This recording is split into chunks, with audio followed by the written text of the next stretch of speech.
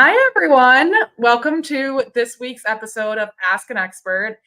This week, we are covering groundwork for horses on stall rest or rehabbing, or really, anybody. It doesn't need to be exclusive to that. And we are here with the groundwork expert, Kathy Baar. Kathy, thank you so much for joining us. Yeah, it's my pleasure. Thanks for having me. We've had Kathy on a number of times before. She's always our go-to person whenever we want to talk about anything related to groundwork or natural horsemanship, or really just like general horsemanship. Kathy is the perfect person to cover those topics. And I always aspire to just be a bit more like Kathy every day and the way that I approach life. So you can never go wrong by looking to Kathy for any answers to your questions. But really, we're all really familiar with Kathy's content within the Ride IQ app. She has a number of groundwork exercises there, and especially her program on separation anxiety, I think is really interesting. And that has been a big part of your career, has been studying that with horses and the book that you wrote on that topic.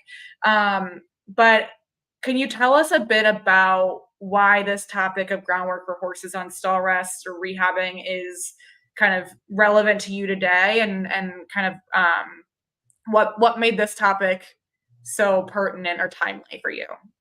Yeah, well, thank you for all the kind words. I'll try to live up to it during this.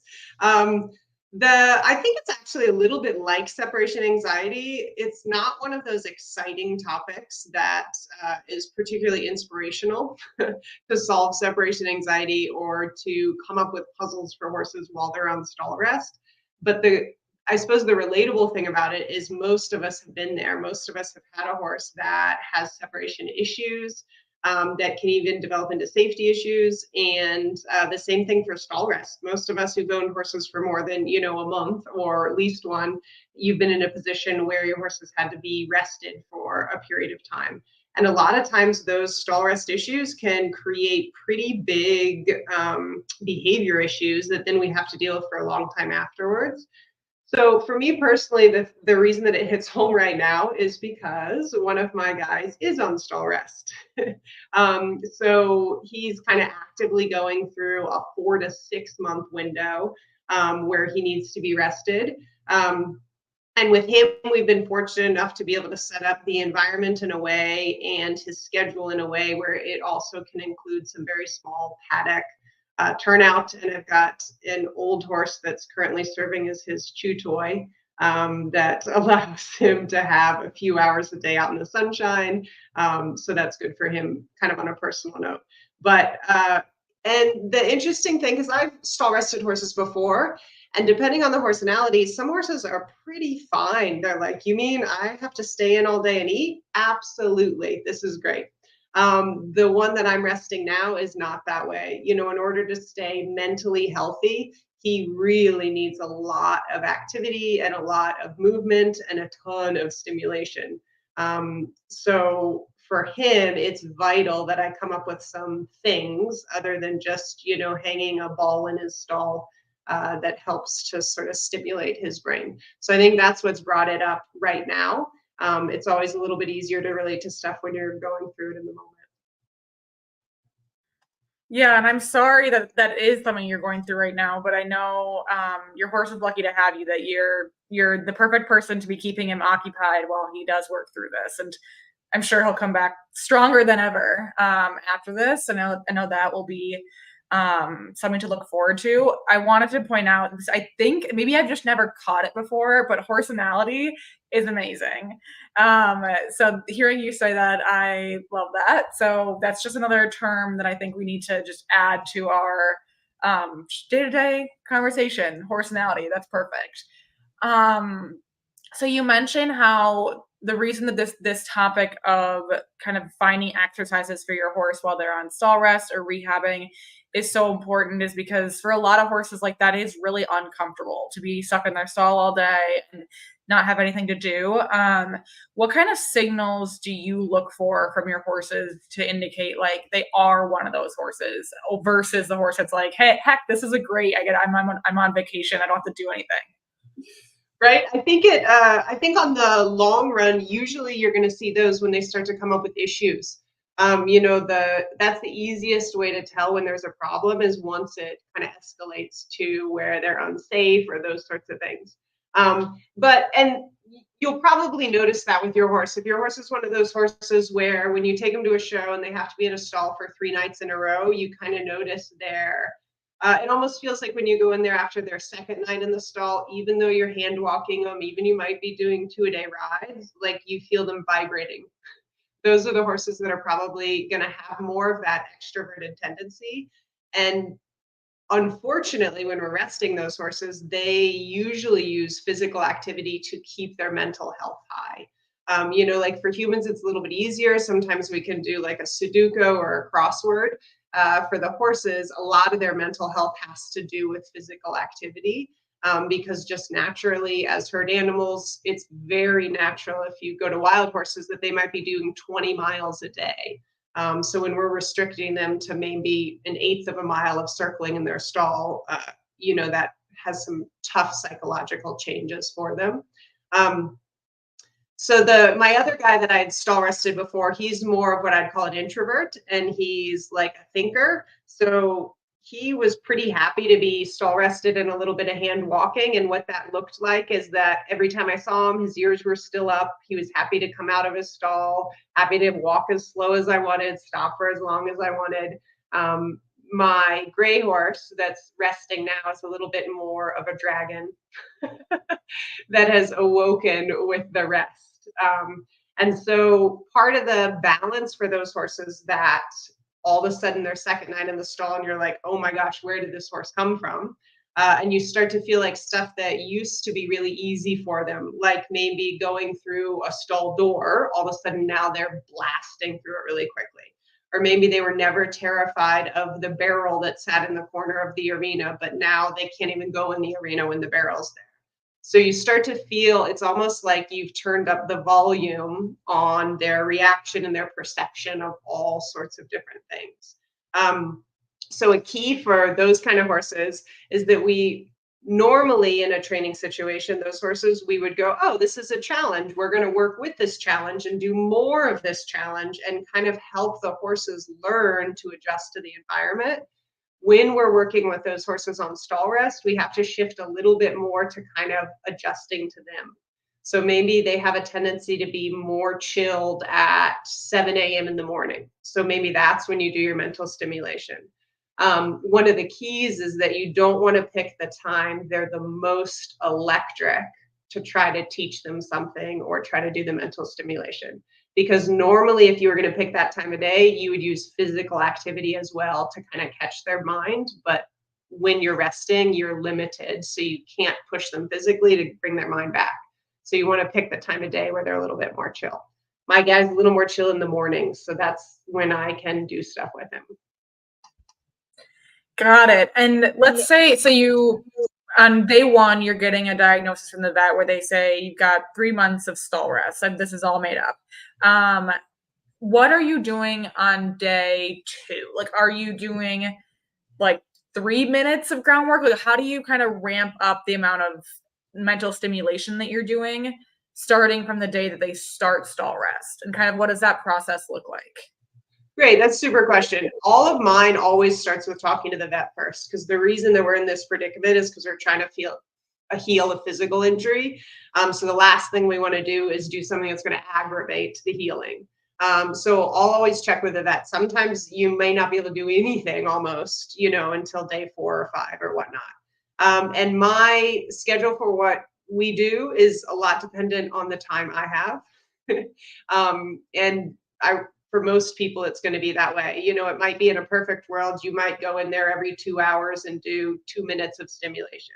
But a lot of people don't have that setup. And even if you have somebody that works at your barn, sometimes having someone without the savvy or without the understanding of your horse go in there actually makes it worse. And they'd be better off not have just a random person in there trying to stimulate them. So having said that, I start off with whatever your horse can stay in the learning frame of mind for.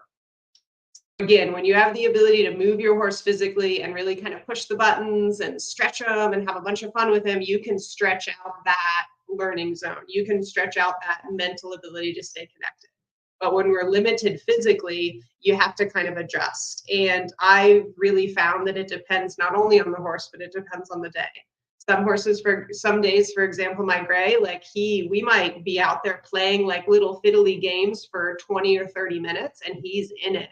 And then other days he's relaxed, but maybe he's totally lost interest and he's not in a learning frame of mind. So our session may only last 3 to 5 minutes. Other days I'll be doing something and then a trailer pulls in and that's really stimulating for him. So we have to unwind and then go back to a confined space. So I'd say more so than any other time, this is where I'm adjusting to what the horses need the most and just reading, is he still interested in the session? And is he, two ways, is he getting disinterested enough that he's just sniffing poo because he's so relaxed and wants to just do his own thing? And then on the other extreme, is he getting so stimulated that we're starting to build, into levitation and kind of having a helium balloon? Yeah, that makes a lot of sense. And what signals are you looking for to determine that they're like in that learning frame of mind? Is it just that they're focused on you, or what does that look like? Yeah, great question. I'm reading a couple different areas, and you're going to find each horse has an area that's almost like, how I don't play poker, and I've tried a time or two and I'm not good at it. But the people that are good at it, what they tell me is that every person kind of has like a tell. They have something that they do with some part of their body that like lets you know what's going on. So you're going to find that with horses as well. And the areas that we're mainly looking at a lot of times are actually around the face. Some horses, you can really see it in their eye. So some horses really look connected, that stereotypical soft eye that people will talk about. When it goes the other direction, sometimes you can even see there's like a little muscling where under the horse's eye, they'll sort of flex that and they'll almost get wrinkles under their eye when they're going the other direction of not connected or tense or frustrated or those sorts of things. Some horses, you can really see it in their mouth. So that like tendon that goes down kind of the side of the face right to the corner of their mouth. When there's a lot of tension, some horses, that becomes really obvious. It's almost like they're sucking in the cheek around that and then popping that tendon out a little bit. And that'll also result, if you were to touch their lips, a lot of times their lips will be quite stiff. Some horses even with really good dental work and really good mouths, all of a sudden when you have the tension or resistance, they almost look like they make a little parrot mouth, like their lower lip sort of sucks in and their upper lip sticks out a little bit. So those are kind of some big ones that pop up a little more. And if you're lucky enough to have, both are lucky, but if you have an extroverted horse, there's not a lot of question. If there's any tension, they show it to you. So it's hard to miss. Sometimes with the introverted horses, they have a lot of great qualities, but one of the things that can happen with them is these things are more subtle. You won't notice a big body change. People from a distance might even go, oh, your horse looks fine. But when you're on them or you're touching them, like you can feel that tension has come up. And those are the horses where if you start to see, like you go, oh, when he's in this state, his eye changes or his nose or his mouth changes. That's going to be a powerful tool that you can read because then you can start to steer the situation before it escalates. I feel like those tells are things that like would be so great to know just to know about your horse. Like I think even aside from like the stall rest scenario, those are things that are just great indicators so you can just better read your horse in any given situation. That seems like a really great tool to have in your toolkit. Okay, so that's how we're reading them when they're in the learning frame of mind. Is your process for as soon as, and I know we'll get into the actual exercises here shortly, but is your process for when they're signaling that they've lost focus, do you stop right there? Is that the right thing to do, or do you try to push a little beyond focus? Yeah, good question. I think most of the time, if they've lost focus a little, it's natural. It's just like all of a sudden, if we're chatting here and then a bird flies into the window, I'm going to look for a second, but it doesn't mean like I can't talk to you anymore. So again, it's a little bit about reading that. If they lose focus for a second, I'll try to get it back. But if I notice that I'm getting the attention back, particularly with this stall rest situation where we have to be so conscious and careful because we're trying to heal an injury. If I notice that we don't have to keep the attention longer, and in fact I'm having to capture it more and more and more often, then that's when I'll start to go, okay, let me wrap this session up. And if in a perfect world, you'd wrap it up on a good note. You'd go, okay, well, let me get just one more good thing. But in reality, sometimes, these horses that are on stall rest are super fit. Most of them are super athletes. And so sometimes you just have to call it good for the day and go, all right, I'm just going to count my losses here and we're going to start again tomorrow. And I'll try to change something up tomorrow. I'll do it at a different time, or I'll make sure the cattle herd isn't being brought through the arena at the same time that I'm trying to do my session, or whatever you have control of that you can change. Yeah, that I like that approach a lot. Okay, so let's dive into kind of what some of these exercises are. We got some like specific questions about specific scenarios, but I almost wonder if we should start like the general guideline, like some general favorites that you have, or where you might start with some exercises that could work really well for horses in this situation, whether they're introverted or extroverted. Let's start there, and I'll leave that kind of an open-ended question, and then we can dive into the more specifics. Super. So I feel like we could almost do kind of a laundry list of activities, and then like each one we could talk about for ages. So maybe I'll go through sort of a basic version of each, and then anything that kind of piques question or curiosity, we can talk about a little bit more. One of the ones that's great to start with, because you can even, for horses that can't even leave the stall, you can even do this one in the stall.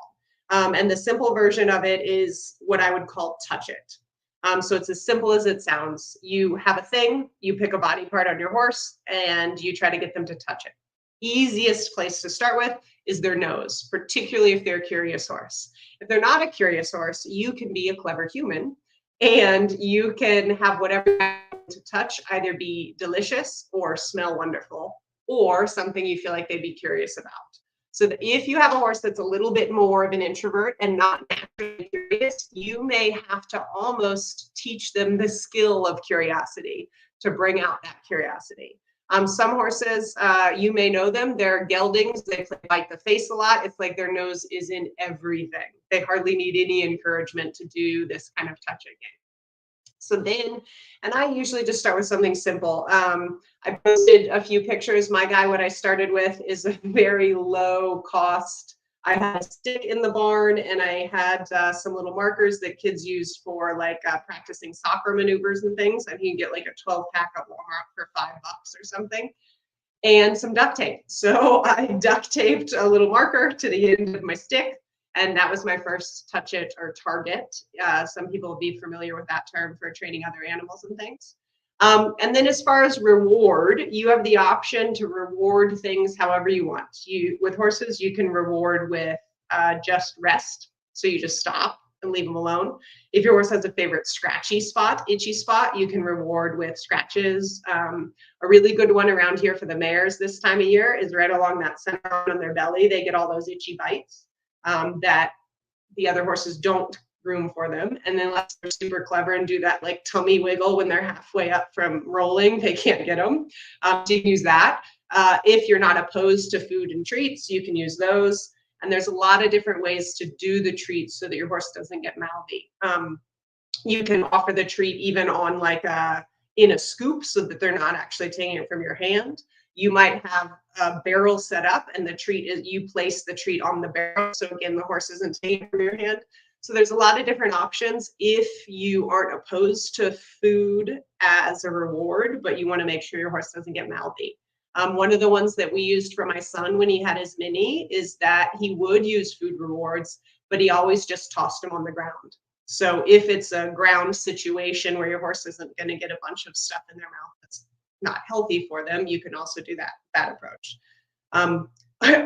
I wasn't going to talk too much about it, and then here I am going into details about touch it. But so under the touch it there, I usually start with their nose. Once we get their nose touching something, you can use their feet. So why might it be useful to have their feet learn how to touch it something? This can even be a step as you go into trailer loading later on, because their feet have to get on the trailer. This is something you can use for horses learning to go up on banks, into water, this idea that there's a thing and their goal is to put their foot on. In the particular stall rest situation, a good reason to have your horse learn to put their foot on something is if it's a lower leg injury. A lot of times the vets are doing follow-up x-rays and things. And if the horses are confident putting their foot on the x-ray block, that speeds things up. And it makes your vet a little happier. And if we keep happy vets, we have happier horses. Another one we can do with touch it. And again, you haven't even had to leave your stall for any of these. This one you can teach touch it with your horse's tail. So it sounds a little bit weird, but some horses are really worried about things behind them. If it's a jumping horse, you may have felt this. If they knock a rail and as that fence falls, as you're cantering away, they really scoot out of there. You may have seen it when somebody comes up riding behind you and your horse reacts more than the other horses. It may be because things behind them are more stimulating for them. So by teaching them this touch it with the tail, now we can gain confidence where horses are actually choosing to put their hindquarters on things when we're asking. So that can help their confidence later on and moving forward and things. Another way we can do touch it is actually with your horse's rib cage, or asking your horses to go sideways to things and touch them and be confident with that sort of approach. So in that touch it category, then you can pick any part. Most common: nose, feet, tail, and ribs. To take it farther, if you got bored with that, you can even get it to where any of those parts can push. So this is where then you might have a big ball in the arena and the touch it with the nose becomes, can you push the obstacle? This is great for horses that get a little bit held by fences or a little bit worried about things in front of them, for them to gain confidence that they can push through those things. It's also great in case you don't have, a herd of cows to follow, which is a great job for the horses. You can have a ball and teach them to push that ball and follow that. And then the same for hindquarters, feet. Feet we do less. I've had a few people do fun things where they thought it was neat to teach their horse to like pop a balloon with their hoof and stuff. I haven't chosen to do that, but I do use the touch it push with the nose and the tail the most often. I also use it a little bit. We have one obstacle on the farm that kind of moves freely to simulate a gate. So if you can get those horses with the ribs touch it idea, confident pushing into that with their ribs, it makes opening and closing a gate from horseback a lot easier, because the horses are already confident and not emotional about a thing moving beside them back and forth. So that's one category. Those all sound so fun. And I'm going to ask some silly questions here because I don't know a lot about this whole exercise. How are you communicating with the horse in this situation? Is it all via verbal? Is it body language? Is it a combination? How are you, when you're like touch it with their nose might be touch it, but how do you indicate now I'm asking for touch it with your ribs, or I'm asking for touch it with your hoof, or what or your tail? Like, how do we differentiate? So I guess what's the communication mechanism? Let's start there. Super. The great thing about groundwork in some of these games is it's kind of like owner's choice. You can decide what you're comfortable with and what works best for you and what training style feels the best internally for you. Because whatever you use, if you know what the end goal is and you're comfortable with the training in the middle, you're going to be able to find a way to help it make sense for your horses. Now, having said that, verbal cues, horses can totally learn them. Another thing that's on the list is teaching your horse their name if they don't know it already. That's a great thing to do during stall rest. So horses can totally learn. However, when we think about how horses think, feel, act, and play, they're not that verbal of a species. They do whinny, and I do realize if you have a horse that has separation anxiety, they feel very verbal. But usually words and different verbal cues are not the way the horses communicate the most with each other. So you can teach it if you want, and that's awesome, and your horse can learn that way. I don't use a ton of verbal cues. Some people really enjoy things like clicker training and using a clicker just like you would with jaws to basically say good. I have a tendency to just use my voice for that because I don't then have to have a hand occupied on the clicker. I also have a little more range in my voice, and I'm kind of I like things simple, so I use good or a variation of good. So that it's a little bit similar to the idea of the clicker, but it's kind of loosely using it because I'm using my voice as that. So my tendency is to use what horses use the most, which is body language.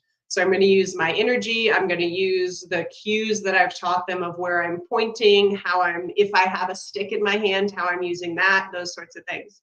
And those are things I think we did like a 2-part series that we did about the 7 games. That's basically what I'm using, is that kind of language. But the most important thing for your horse is that you have a clear vision of where you're headed, and that you take the little steps along the way, and then you could do it however you want. Like if you wanted to train them while you're doing handstands, they can figure it out. They're smart. Yeah, someone do that and report back on how that goes. I'm picturing it as, there's like obviously a lot of this is very parallel to dog training in a lot of ways.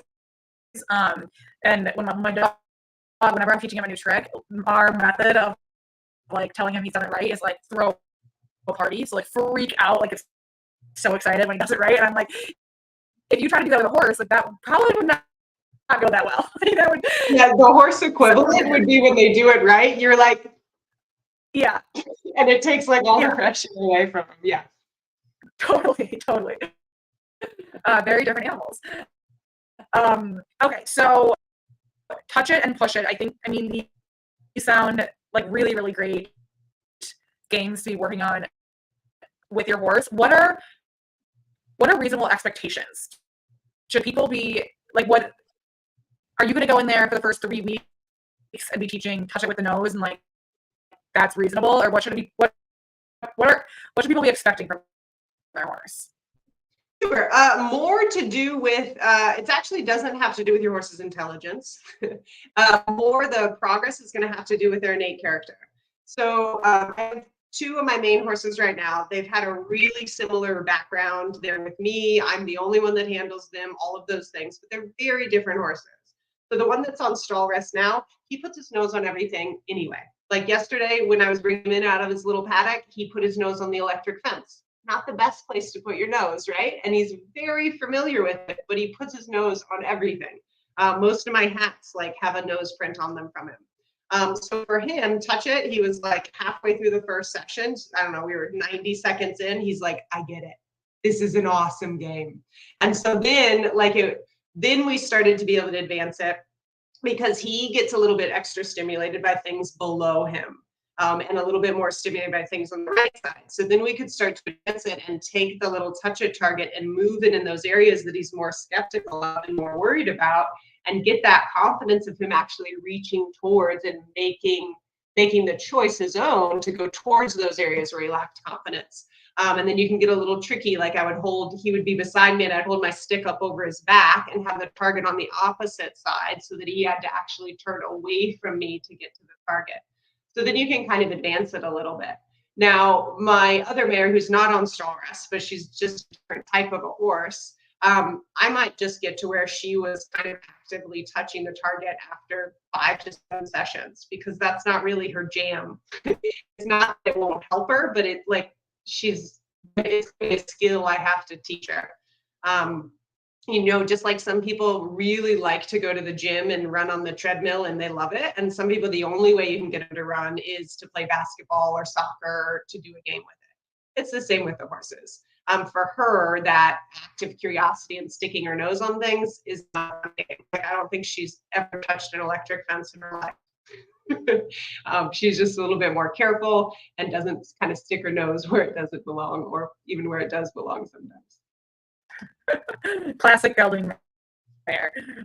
When you say touch it with their tail, are we saying with they're like swishing their tail, or are they like turning their butt and touching it with like their hind neck?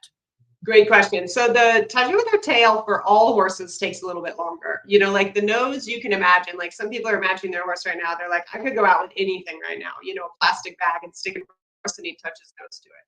There's not many of us who are like, you know what, my horse's first thought is going to be spin around and put my butt on it.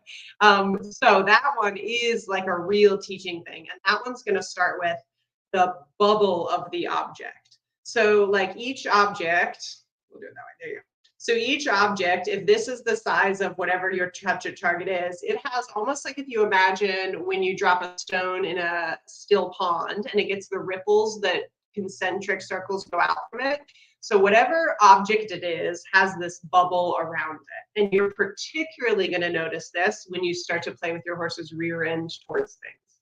So the first thing you do, most horses are not going to the first day go to it and get all the way to the object. What you're going to be playing with is which ripple can I get to and give them a reward on that ripple. And then maybe the next day, 2 days, 3 days later, I get a ripple closer to the actual object until they make it to they're actually touching the thing. And the idea being that their tail is on it when their tail is in a relaxed position. Got it. Okay. These are so fun. Okay. So, Catherine, I think that this is a great question. She's asking, she said, my mare isn't on stall rest now, but what are some good exercises to teach her so that she can have them in her repertoire if and when she's rehabbing in the future? She said she's an OTTP, so it's a given when you face. So I think that it's safe to say touch it and push it would probably be great ones for her. Are there any other things that you think she should like get in her toolkit with her mare so that she's ready if she does ever have to be on stall rest? Yeah, one of the ones I like to add in before they need rested or rehab is that they start to get used to like standing in something I could soak their feet in. Whether you want to do the boots that come all the way up, the whirlpool boots, whether you just need to get them used to one of those black tubs with some water in it. But that's one of the ones that I really like to at least have started with them to prepare so that when my horse is in a position where they can't move much, I'm not having to train them about this drama about water and swishing in a bucket and all those things. Because the last thing you want is to have a horse that's supposed to be on limited movement and then have them leaping out of a bucket that's splashing around and making a big issue with it. So the standing for the soaking is one of the ones that I'll usually add in early on in the training. The other ones, particularly for off the track thoroughbreds, sometimes they can be higher headed than other horses. So also teaching them the understanding of how to just steady pressure on the halter, can they just lower their head? It sounds simple, but their ability to do that, maybe you could even, be asking them to lower their head while you're walking forward with them. So that now not only are they lowering their head at standstill, but you can start to do that in motion and things. Also their ability to back through tight spaces. This is one of the ones that I needed to use with my guy that's rehabbing right now. So he'd gone to where he's pretty good with squeezy spaces. He could go in and out of stall doors. That seems normal at a normal pace. And it was normal till he was a dragon on stall rest. He could go in and out of trailers and those sorts of things. But once he was on stall rest, we talked about that being like turning the volume up or an amplifier. All of a sudden even the barn doors, the barn entrance is 16 or 20 feet wide and 16 feet tall. But all of a sudden after the stall rest, that seemed really stimulating, like he was leaving the starting gate kind of a thing. And when you're supposed to be limited to the stall, jumping 4-foot imaginary fences is undesirable. So one of the skills that I used that we had already instilled a little bit of that now we practice daily is his ability to back and to back through these tight spaces. So now if I feel any buzzing vibration from him when I go into his stall, we don't go forward out of the stall, we turn and he backs out of the stall. If when I go to get him out of that small paddock, I feel that buzzing vibration, I open the gate all the way and we turn around and he backs through the gate. This way there doesn't have to be any punishment about the squeezing through, because what happens is when the horses get unconfident and they squeeze through the tight space and they rush through, the tendency of some humans is to punish them for that so that they'll learn better. But what happens is the horse's anxiety and emotions spiked before the squeeze because they were nervous and anxious about doing the squeeze. They got themselves through it, and then there was more pressure that created more anxiety on the other side, which was someone trying to correct them. So next time they go through the squeeze, there's even more anxiety because horses are so good about learning patterns and what happens before what happens. And even more like we think, well, but I'm trying to physically interrupt him so that he does the physical task better. But often what your horse is learning is the emotions that were attached to that task that he did. So if you think about it that way, you go, oh, well, then it becomes obvious if I whack him or jerk on the chain or somebody else does after he goes through the tight space. And what he's learning from that situation is be worried and get through here faster so that you can survive. So rather than having any of these conversations that just end in this like downward spiral of unsuccess, we just, when he feels a little bit buzzy, we turn around and we back through the spaces. It keeps his speed a little bit better. It gets him licking and chewing and thinking, and it keeps this punishing anxiety part away from it. And the interesting thing is when I don't feel that buzz from him, he can still go through spaces like he normally would 2 months ago. So it's just kind of giving him that room, giving the horses that room and going, in this situation, your horse is going to be extra. So what do we need to do to set it up so that they can still be successful?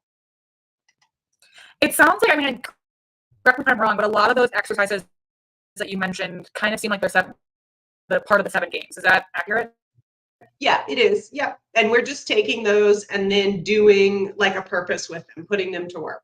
So rather than just, like sitting at home and practicing your ABCs and whatnot, we're going, okay, now let's write a letter to somebody about what we need to do.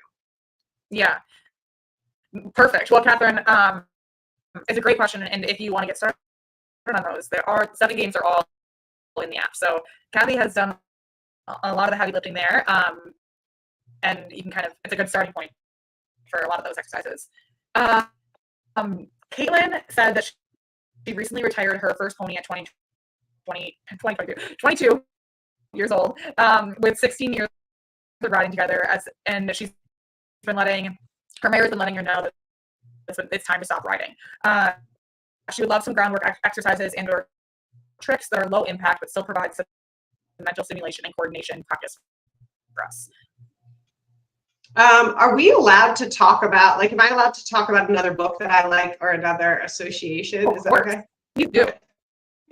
So one of the books that you can use, it's super affordable. I use it quite a bit with those type of things on the ground. And you may have already heard of it, is 101 jumping exercises. One of those that's like spiral down on the top and you can flip through. So those just give some like cavaletti exercises. Most things in there you can do with ground poles. So those are some low impact things that still require a little bit of movement through the horse's body. You can do them various degrees of challenge on the ground for various distances to kind of ramp up the challenge level. And if your pony's still trottable, then you can also do them at trot and those sorts of things. The other thing that I was going to mention is the International Liberty Horse Association. They do an event here in Kentucky in October at the end of each year. That's a live event.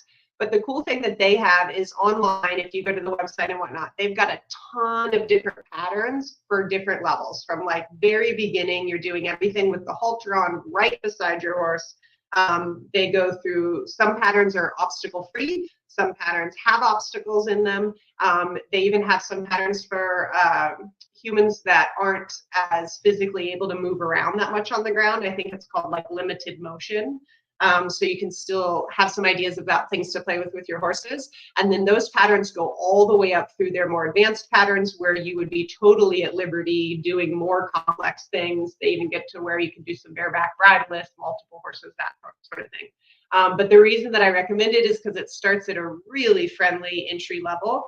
And they might be some patterns then that kind of stimulate your imagination and give you something to play with a little bit that keeps you and your horse interested. Some of the early ones just start with, like circles or involve 2 cones, transitions in different locations, yielding the front end in different ways, those kind of things. Really fun. Yeah, I think that those recommendations for Caitlin sound like they're perfect. Hannah said, what are some beyond the basics but safe and useful things I could teach my horse? She's great at stop, back, side pass, turn in the fore hind end, etc., and wants to learn more things. She said, let's start with there. Let's start there. Super. So I think some of the things that we talked about, like with the ideas where you can take, like, touch it and push it, that might give her some ideas. Also with the backwards, you can advance it obviously through the tight spaces, advance it to where you're back on arcs. You might back through like a weave set of cones. You might back through a figure 8. Those are some exercises that I do when I'm trapped. We have a smaller indoor in the winter to help warm the horses up mentally and physically, that are great exercises for them as well. One of the things that I've decided to bite off is trying to teach my guy a square halt while he's on the rest. And that's a little bit advanced in that if you were to do it really well, you wouldn't want your horse to assume square halt because, as I said before, occasionally the vet comes, he might need a foot forward so that he can do some work on one of those legs. So if your horse goes square halt's the only way to halt, he's always going to be pulling that leg back and it won't be helping the vet. So the challenge there is to go, if I needed my horse to stop with one leg out and pause, would I be able to do that? And if I wanted my horse to have a square halt, would I be able to do that?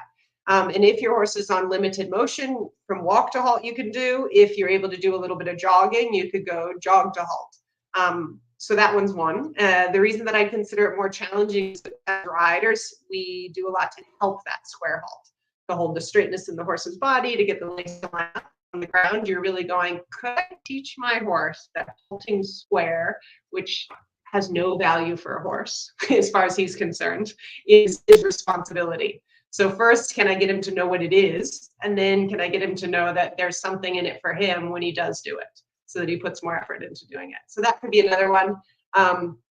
Another one that can be fun to play with is fetch.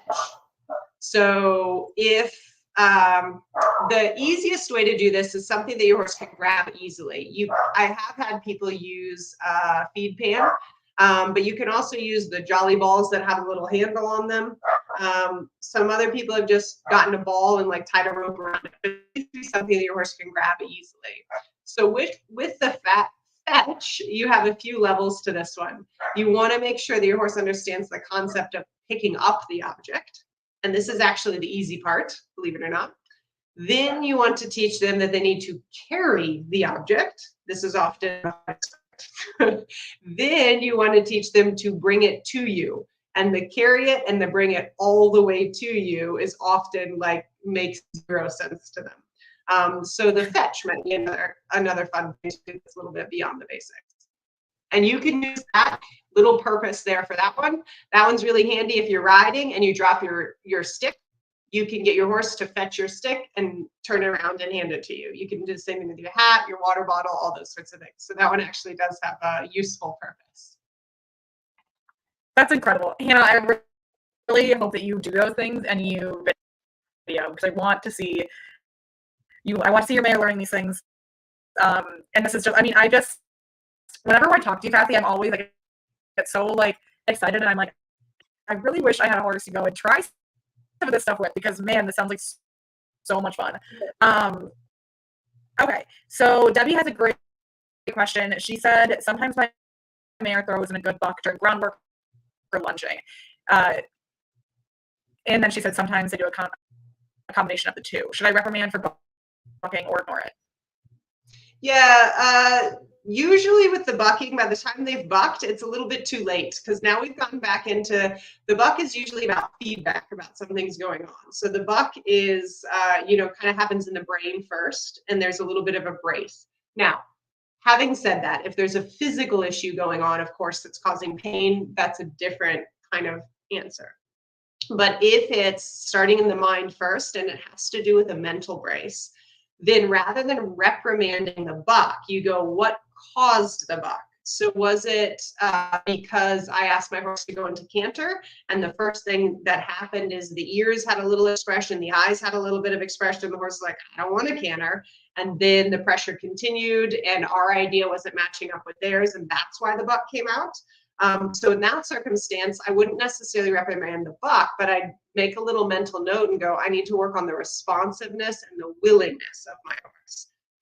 And that's going to take care of the buck. Now, sometimes the horses just feel great and you've got them out on the long rope and you're either doing groundwork or lunging and they throw in a buck. And that's a horse being a horse. So usually I just laugh because, that's them being playful and that's them having a good time and those sorts of things. But generally, I'm not going to reprimand them for that. I want to figure out why it's happening and then address the why more than have a punishment on the other side. Is it safe to say that you're not really doing a lot of reprimanding? Is there a moment when you are, or is it really just every time it's just let's go back to what caused that and restart, or is there a moment for reprimanding? Yeah, I guess part of the thing that we try to be really conscious of is the words that we use. So somebody might be using the word reprimand and mean it in a different way. It's not a word that I use very often. And I'm not saying that everything that I do is kind of like, let's see if it works. And if it doesn't, it's just rainbows and butterflies. But I try to set that up in a situation where if a horse were to run into pressure, they are running into the pressure. It's not me adding or going at them with the pressure. So similar to if a horse touches an electric fence, we don't go, oh, turn off the fence because they didn't understand the fence, because then there'll be no understanding. But that electric fence is also not going after the horse and shocking them. And if they do run into it, then it doesn't go back at them again to get them in more trouble. So when there is a consequence or a boundary set, we're trying to do it in a way where the horse is running into the pressure and then the horse is responsible for coming off of the pressure. We try to stay away from the idea, and I think that's probably why we don't use the word reprimand. We want to make sure we're not going at the horses with a punishing mindset, because that is something that in the human world makes a little bit more sense. And even for some humans, it doesn't. But for the horses, it doesn't really, from a behavior perspective, make sense to the horses, the punishment idea. Yeah, I think moving in that direction or just taking on that mindset would do a lot of good for the overall welfare of horses and just the industry as a whole, and the longevity of these sports. I think that is super important. What are some common mistakes that people might make when working with a horse, doing groundwork with a horse that is on stall rest or has limited mobility? I think the most common ones that I would see is that, and this is going to happen for people because human schedules are often limited. We are very lucky. We live on the farm. Horses is what we do all day. So I have a little bit of freedom in adjusting to my horse's schedule. When he's in a learning frame of mind, I can just go in there and take advantage of it. But the reality is that may get in the way is maybe your horse is the most stimulated high energy at 5 p.m. every day, and you only have between 5 p.m. and 5:30 to do something with it. So I could see that would be a huge challenge. And that may be a situation where if you're on that kind of a strict of a schedule, maybe you need to then have like an additive herbal supplement that's like his herb tea that he has before you try to do a session with him that just kind of brings him down 10 notches or 2 notches or whatever. I'm not saying sedate them before you do stuff with them, but something to kind of help him feel a little bit more chill.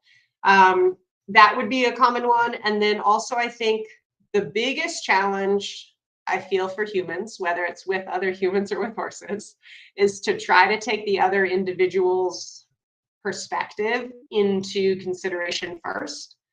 And the reason this is extra challenging for horses and humans is that some people will try to do this from the bottom of their heart. They are trying to figure out what the horse feels, but they're putting what's important to them as a human onto what would be important for the horse. And the key when you're working particularly different species is that you really need to go, what's important to this individual species first, and then this individual. And make sure, because a lot of times the things that are important to your horse are very different than the things that are important to you. So I think trying to take that time, because that's going to help you set up situations where your horse can be successful and you can get through the stall rest and things. And it sucks. It's hard. Like, right? It sucks.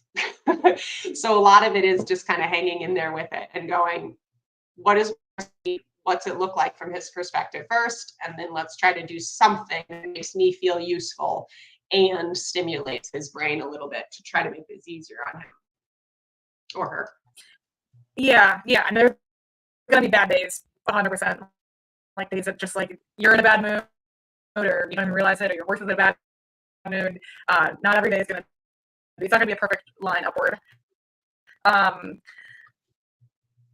Okay. So for somebody who is embarking on any of these exercises, which I love all of these exercises that you shared on tonight, because I feel like they are accessible and approachable.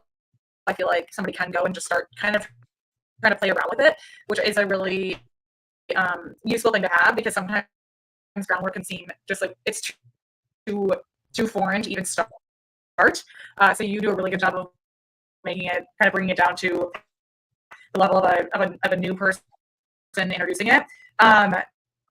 What advice do you really have for that person? I mean, I know we just went over like some kind of common mistakes and whatnot, and it could probably be a similar answer, but do you have any advice for somebody who is just starting out with these?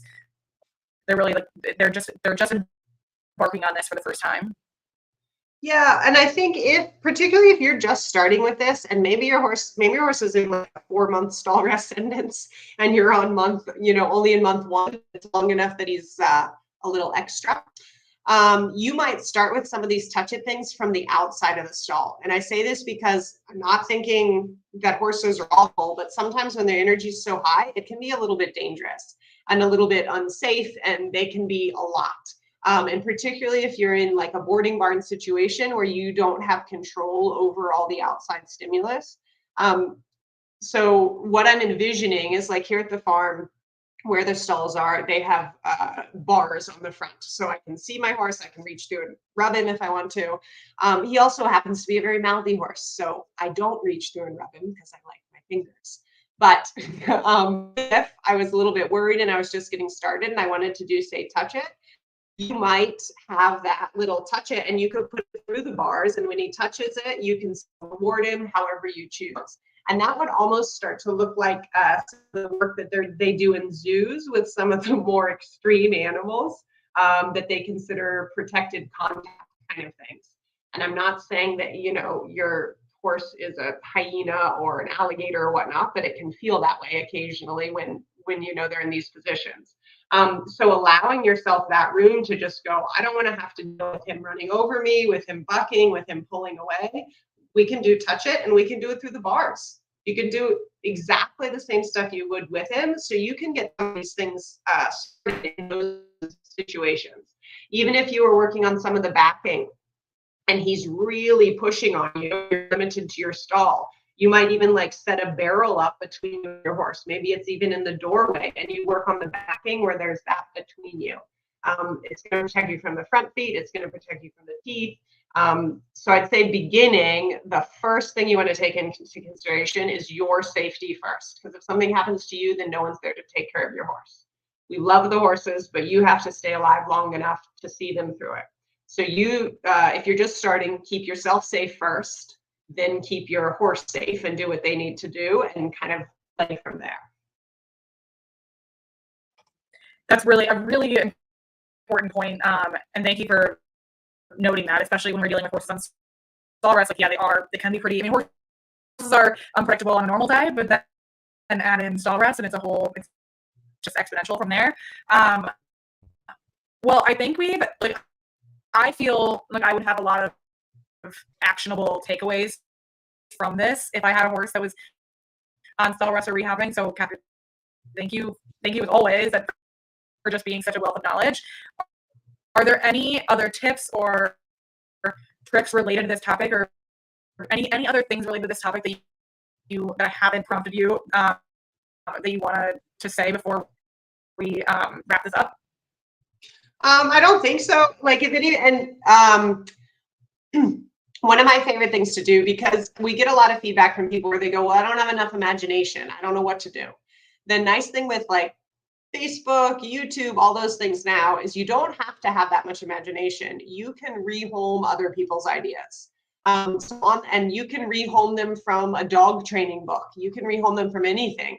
Those Mustang challenges that they're doing now, people are doing crazy cool things with the horses. And sometimes just watching those, you're like, oh, I never considered maybe I could teach my horse to sit on a couch. So sometimes those are really inspiration and help us get ideas. A lot of the ideas I have are other people's intellectual property that I have rehomed and now I incorporate in what I do. It's certainly not because I, sat in a box and came up with all of it on my own. So if anybody has awesome ideas that they've done, I think it'd be great to share those either on the page or in the comments or whatnot, because I'd love more ideas as well to play with my guy. I love that. And you guys, this topic especially, if you start doing some of these exercises, like please, I beg of you, keep us updated because I want to see some horses doing touch it. Kathy, if you have a video of you working on it with your guy, this brings me so much joy. I think like the horses must love it. It's just such like a safe environment for them. And so I think the more we can see this, the better. So Kathy, thank you so much for taking the time and sharing your expertise with us on this. We wish your horse a quick and easy recovery. And then anybody who attended live, thank you for submitting your questions. And have a wonderful evening, everyone.